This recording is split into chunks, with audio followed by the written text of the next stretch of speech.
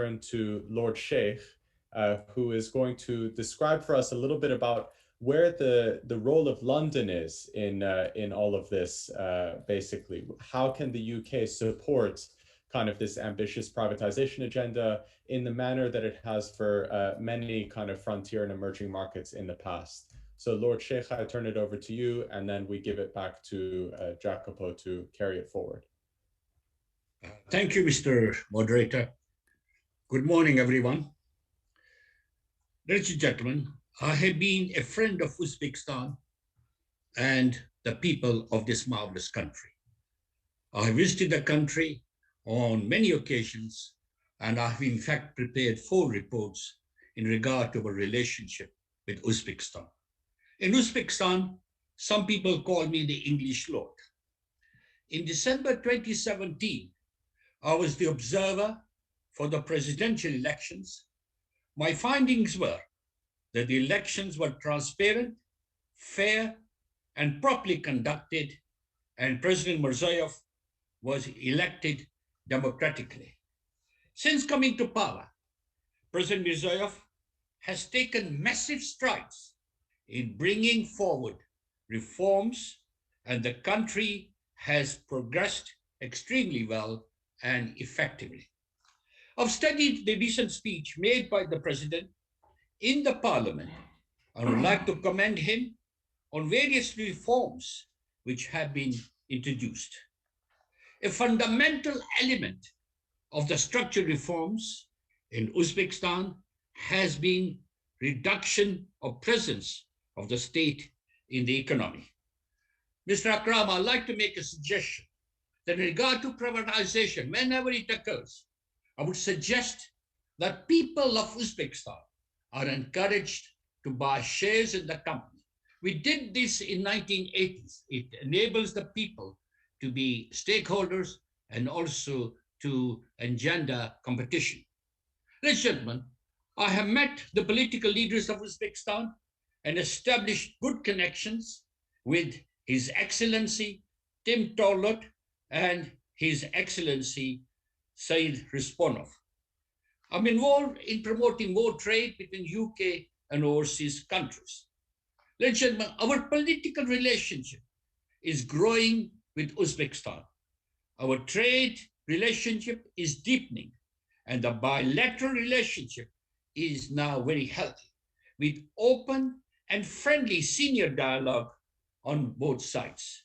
We are keen to build on this with our Uzbek friends, and we now have a DIT team in Uzbekistan who are keen to help and support UK companies in working to boost our trade relationship. As we have now left the European Union, we are now in charge of our own trading relationship, and we have already signed trade agreements with 62 countries. I think we should consider a trade agreement with Uzbekistan, which would be of mutual benefit. During this event, we are focusing on 4 main sectors, which include opportunities for undertaking more trade and investment between UK and Uzbekistan. These sectors are clean energy, education, healthcare, and finance.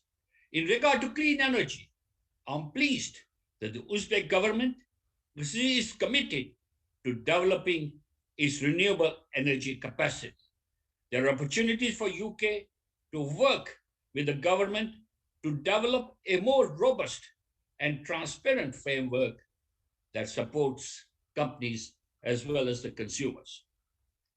I know that Uzbekistan sees UK the partner of choice for education, and there are many opportunities for UK companies at all levels of the education system. Education is something very dear to my heart, as I used to be an academic.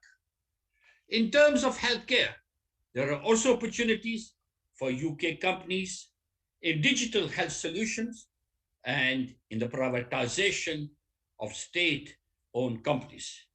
In regard to finance, there are opportunities to help Uzbekistan to raise capital as well as providing fintech and e-commerce solutions, and also help listing of companies on the London Stock Exchange.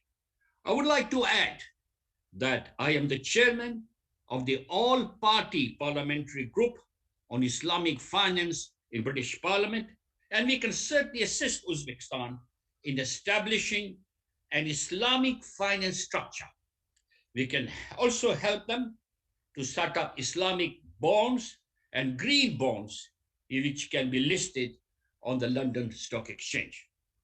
In the 4 quarters to the end of Q2 2020, the UK-Uzbekistan trade was £194 million, which is an increase of 55.2% compared to the end of the previous year. Our export to Uzbekistan also went up by 50%. The inward stock of foreign direct investment in the UK from Uzbekistan in 2018 was only £6 million. And I would like to see more bilateral trade between the two countries. I would like to see more goods from Uzbekistan coming into the United Kingdom. I would also like to see an English legal system to be set up to deal with company disputes. Ladies and gentlemen, Uzbekistan produces delicious fruit, lentils, vegetables, cereals, spices, which can be exported here. You can also export your beautiful ceramics, carpets, silk fabrics, exquisite furniture, shoes, handmade scarves, and household goods. I would therefore suggest that we hold a trade exhibition in UK, setting out all the goods and beautiful things which are produced in Uzbekistan. Whenever it is, and I would also like to see more people-to-people contact. And I would suggest that we consider holding a cultural event here in the UK to showcase Uzbekistan's dancing and beautiful music. Ladies and gentlemen, Uzbekistan holds the Holy Quran, which was read by Khalifa Usman. The original Holy Quran, which I've seen many times, I would suggest that Holy Quran or a copy of that Holy Quran to be brought over here to be exhibited as part of your cultural event. Ladies and gentlemen, I would also like to see links between Imam Bukhari Center and the Hazrat Imam Center, which is an Islamic institution in the United Kingdom. I would like to see increase of ties between various sectors relating to our relationship with Uzbekistan, and I hope that this event will help us to strengthen them in future. Thank you. Thank you very much, Lord Sheikh, for this very passionate and also comprehensive overview of what could be the opportunities for trade and investment and relations between the United Kingdom and Uzbekistan. And I guess definitely there is political will behind your words. And I guess UBTIC is a testament to this political and will, and also will by the business communities on both sides of the spectrum. But